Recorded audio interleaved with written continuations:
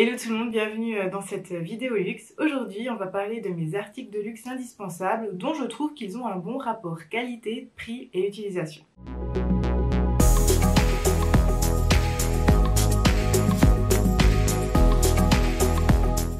Bienvenue sur ma chaîne YouTube, mon nom est Mimi et aujourd'hui on va parler de mes articles de luxe indispensables.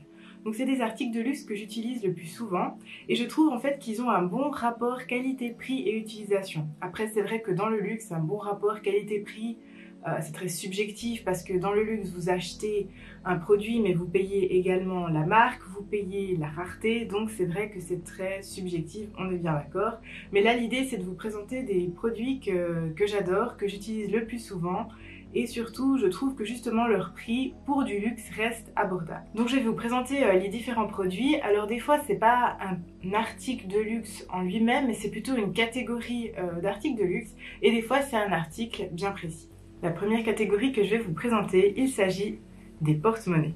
Depuis que j'ai acheté mon premier porte-monnaie de luxe, eh bien, je n'achèterai plus maintenant un porte-monnaie qui vient d'une marque lambda ou qui vient d'un magasin comme Zara ou H&M. Je suis vraiment satisfaite par les porte-monnaies de marque parce que pour moi, ces porte-monnaies, ils ont une longue vie, ils durent très longtemps, ils sont super pratiques et c'est un objet de luxe qu'en fait j'utilise très souvent, tout le temps. Donc c'est vrai que là, je cherche surtout la qualité et je cherche vraiment un produit qui ne va pas s'user rapidement. Et bah, j'ai trouvé effectivement dans les porte-monnaies de luxe tous ces éléments réunis. Donc mon premier porte-monnaie que j'ai acheté, il ne s'agissait pas de ce porte-monnaie là, il s'agissait d'un autre que je vais vous présenter tout à l'heure. Mais celui-ci c'est le porte-monnaie que j'ai depuis très longtemps, ça fait 6 ans, bientôt 7 ans que je l'ai. C'est un porte-monnaie en fait qui est en nylon des deux côtés et qui en fait a du cuir sur la bordure. C'est un porte-monnaie à zip et vous voyez que la fermeture éclair s'ouvre super facilement. Et à l'intérieur, en fait, on trouve, eh bien, de chaque côté, on peut mettre 6 cartes. Plus, on a des compartiments ouverts ici, donc on en a 3. Un plus petit compartiment serré. Et puis au milieu, une poche zippée pour la monnaie. Donc c'est un porte-monnaie que j'adore. Et puis on voit également qu'à l'intérieur, en fait, il est en cuir. Ce porte-monnaie, je l'ai acheté il y a 6-7 ans au prix de 240 francs suisses sur le site My Private Boutique qui est un site internet de vente privée. Et je dois dire que vraiment ce porte-monnaie ne m'a jamais déçu, on peut le nettoyer super facilement. Donc c'est pourquoi pour moi un porte-monnaie c'est vraiment un achat de luxe qui va durer dans le temps si on choisit la bonne couleur et si on choisit surtout la bonne matière. Car comme je vous ai dit tout à l'heure, mon premier porte-monnaie en fait il s'agissait d'un porte-monnaie Burberry. Et en fait ce porte-monnaie je l'ai acheté il y a du coup 8 ans. Et malheureusement, si on regarde d'un peu plus près, eh bien en fait on voit que le cuir c'est complètement déteint et on peut même voir une trace de clé ici. Alors qu'en fait le derrière ici est en coton enduit recouvert d'un fin plastique transparent et là on peut voir que ça n'a pas bougé. Malheureusement le côté en cuir lui a complètement déteint et s'est patiné à certains endroits. Donc là typiquement je suis déçue de ce porte-monnaie parce que comme je l'ai pris en clair il s'est sali facilement et en plus c'est un cuir qui est lisse. Du coup le cuir lisse c'est à éviter à mon avis pour les porte-monnaies, c'est beaucoup trop sensible étant donné que c'est une pièce qu'on sort souvent de notre sac à main, qu'on range, qu'on ressort etc. Donc du coup on le prend souvent en main et puis en cuir lisse il s'abîme très facilement. Donc moi je vous conseille, si vous êtes intéressé par acheter un porte-monnaie, ne vous dirigez jamais vers un porte-monnaie en cuir lisse et surtout un porte-monnaie clair. Moi je vous conseillerais plutôt un porte-monnaie soit foncé ou soit qui est en cuir grainé très épais. Bien évidemment j'ai essayé de le nettoyer plusieurs fois avec de l'eau et puis un tissu fin, mais malheureusement plus je le nettoyais en fait et plus j'ai l'impression qu'il y a du noir en fait qui ressortait du cuir, donc ça l'a pas du tout aidé. Je suis vraiment déçue parce que j'aimais bien ce porte-monnaie, je le trouvais aussi pratique. Donc ici il avait des rangements à cartes, il en avait également de côté, il avait une grande poche ici et une poche zippée pour la monnaie. Donc ce porte-monnaie je le trouvais super pratique mais malheureusement vu qu'il est dans un état assez déplorable, eh bien je n'ose plus en fait l'utiliser. un peu déçue quand même de cet achat car ce porte-monnaie m'a quand même coûté 400 francs suisses, hein, ce qui est équivalent à 380 euros. Donc très déçue. Comparé à cet autre porte-monnaie ici qui m'a coûté moins cher. Certaines fois on met de l'argent dans certains achats en fait qui finalement ne valent pas leur prix. Mais là je pense que j'ai pas été assez vigilante. Je pensais que le cuir allait être plus robuste alors que pas du tout.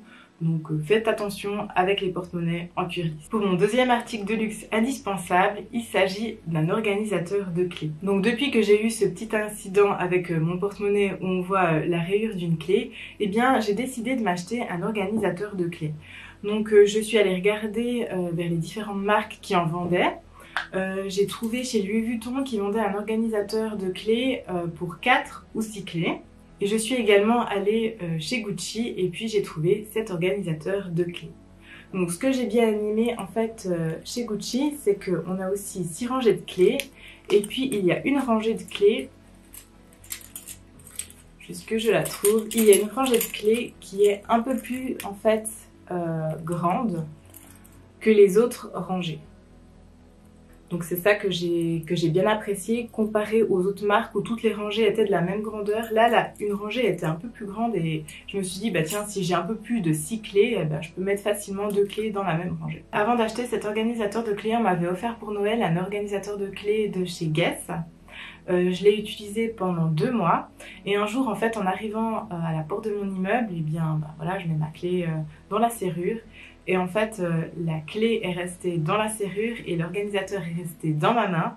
Et en fait, il y a un élément métallique qui s'est complètement détaché de l'organisateur de clé. Donc en 2 mois d'utilisation, ben, mon organisateur de clé était cassé.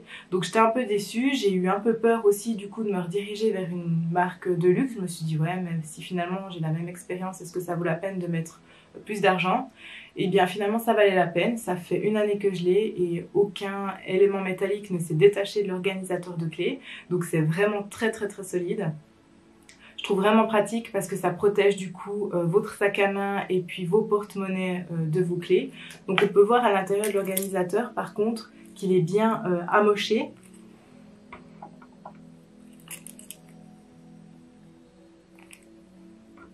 Donc moi je préfère que c'est l'intérieur de mon organisateur de clés qui est amoché plutôt que en fait mes porte-monnaies ou l'intérieur de mon sac. Cet organisateur de clés, je l'ai acheté en outlet chez Gucci, il m'a coûté 130 €.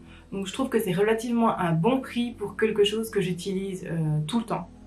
Et comme je vous dis, ça fait bientôt 1 année que je l'ai et je trouve qu'il est resté vraiment dans un bel état, surtout l'extérieur. Après c'est vrai que l'intérieur voilà, est un peu plus patiné. Je suis vraiment contente de cet achat et pour moi c'est vraiment devenu un indispensable. On va parler de la 3e catégorie d'articles de luxe qui sont devenus indispensables pour moi. Il s'agit tout simplement des écharpes et des foulards. Donc moi j'adore porter des écharpes presque tout au long de l'année. Donc autant l'automne, l'hiver, le printemps et même des fois l'été. Surtout le soir par exemple. Donc je suis vraiment devenue une très grande fan et du coup bah, je collectionne un peu les écharpes et les foulards. Celui-ci c'est une écharpe Burberry que j'ai achetée maintenant il y a bientôt 7 ans. Et j'adore les écharpes parce que je trouve que bah, ça habille tout de suite un look et on peut en trouver surtout à de très bons prix et de très bonne qualité. Donc typiquement en fait cette écharpe je l'ai achetée chez Bon Génie Grider qui est un grand magasin. Je suis allée en fait à Genève en période de solde d'hiver, c'était le premier jour des soldes. Et il restait cette écharpe, enfin ils avaient mis en vente cette écharpe, c'était l'unique dans ce tissu-là. Par contre, il y avait une autre écharpe Burberry qui était un peu plus chère mais qui était entièrement en cachemire, donc aussi un peu plus chaude. Et quand j'ai repéré celle-là, eh ben, je me suis tout de suite dit non, il faut absolument que je l'achète. Elle était à moins 40%. Donc je l'ai payée environ, si mes souvenirs sont bons, 180 francs suisses, qui est équivalent à 165 €, 170 €, quelque chose comme ça. Donc un prix enfin, j'y croyais pas quand j'ai vu le prix, honnêtement. Je pensais pas que je pouvais un jour avoir une écharpe Burberry pour ce prix-là. Donc tout de suite, je l'ai pris et tout de suite, je l'ai acheté sans aucune hésitation. C'est vrai que c'était un peu un achat compulsif sur le moment, mais je suis vraiment contente parce que je trouve que ces écharpes-là vont vraiment avec tout. C'est un peu des écharpes intemporelles. J'ai aussi pas mal d'écharpes de chez Gucci où je trouve aussi qu'on en trouve pour de très bons prix en outlet et une très bonne qualité. J'ai une autre écharpe ici qui est un peu plus légère, qui est une écharpe de chez Dolce & Gabbana, où aussi je l'ai eu pour une centaine de francs. Donc pour moi, des écharpes de luxe, c'est devenu des indispensables. Comme vous pouvez le voir, la plupart des articles en fait que j'achète, eh bien soit je les ai payés moins cher, soit je les ai achetés en outlet. Donc moi, je cherche toujours à avoir le prix le plus bas lorsque j'achète un article de luxe. Donc du coup, je vais vous faire une prochaine vidéo où je vais vous parler de comment acheter du luxe moins cher. Donc si vous êtes intéressé par ce genre de contenu, eh bien n'hésitez pas à vous abonner à ma chaîne pour être au courant de toutes mes dernières vidéos. Donc le quatrième article de luxe qui est devenu indispensable pour moi, auquel je trouve que le prix est resté abordable, il s'agit de ma ceinture Gucci que j'avais également parlé dans ma vidéo Pire et meilleurs achats luxe. Donc pour moi, une ceinture de marque, que ce soit Gucci ou bien une autre, je trouve que c'est un bon achat parce que vous allez garder cette ceinture probablement toute votre vie. Moi, avant d'acheter cette ceinture, j'achetais des ceintures par exemple chez H&M, chez Zara. Une fois, j'ai même acheté une ceinture chez Guess en me disant tiens, je mets un peu plus cher et puis peut-être qu'elle va me durer moins longtemps. Elle m'a pas duré plus longtemps finalement, elle s'est même déchirée en deux. Donc du coup moi je suis très contente par cette ceinture et je sais qu'il y a d'autres marques qui font de très bonnes ceintures en cuir. Donc ça fait 7 ans que je l'ai et puis le cuir ne s'est pas du tout déchiré, elle est restée vraiment très belle. Les ceintures en cuir, quand vous mettez le prix pour du cuir en général, bah, vous en avez vraiment pour votre argent. Alors oui, c'est vrai, certaines ceintures coûtent plus cher parce que voilà, vous payez la marque également. Mais en principe, quand vous achetez une ceinture de cuir, c'est pour quelques années, voire même toute votre vie. Donc moi, cette ceinture, je l'utilise tous les jours depuis 7 ans. Je n'ai que celle-là, donc je vais essayer aussi peut-être d'acheter d'autres couleurs pour pouvoir un peu la préserver. Mais voilà, je suis vraiment satisfaite. Il y a juste ici où il y a une petite marque parce que j'ai le dos un peu, enfin le bas du dos un peu cambré, donc la ceinture a pris la forme en fait de mon bas du dos. Mais sinon, à part ça, pour moi, une ceinture de marque, c'est quelque chose que vous pouvez porter souvent, que vous pouvez, qui habille aussi des fois un look. Tout dépend aussi quelle ceinture vous achetez, ça peut être très pratique. Par exemple, si vous portez une robe, ça permet aussi de cintrer en fait votre taille. Donc moi, pour moi, c'est devenu vraiment un article indispensable.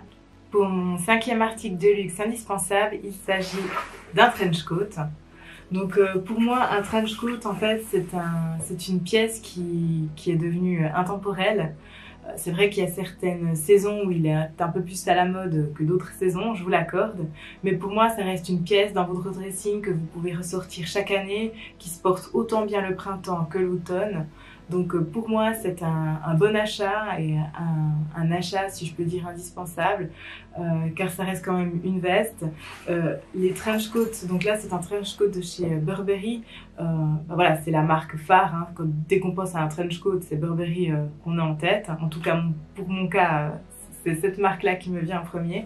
Et c'est vrai qu'ils font, voilà, ils font des vestes vraiment incroyables, très solides. Je veux dire, les boutons sont bien cousus, les coutures sont vraiment parfaites. Donc, c'est vraiment de très belles pièces.